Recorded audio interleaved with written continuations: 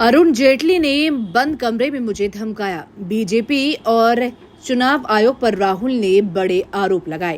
दरअसल कांग्रेस नेता राहुल गांधी ने लोकसभा चुनाव में गड़बड़ी, भारतीय निर्वाचन आयोग, रफाल डील और दिवंगत भाजपा नेता अरुण जेटली को लेकर बड़े दावे किए।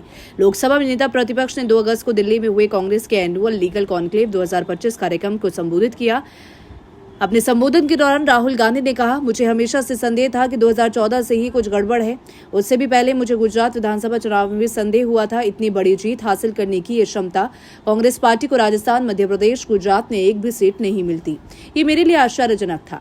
तब जब हम बोलते थे, लोग कहते थे सबूत कहाँ है। फिर महाराष्ट्र में कुछ हुआ, लोकसभा में हम चुनाव जीत गए और फिर 4 महीने बाद हम न केवल हारे बल्कि हमारा सफाया हो गया। हमने चुनावों में गड़बड़ी की गंभीरता से जांच शुरू की। हमें ये महाराष्ट्र में पता चला। लोकसभा और विधानसभा के बीच 1 करोड़ नए मतदाता सामने आए। इनमें से अधिकांश वोट भाजपा को गए। अब मैं बिना किसी संदेह के कहता हूं कि हमारे पास सबूत है।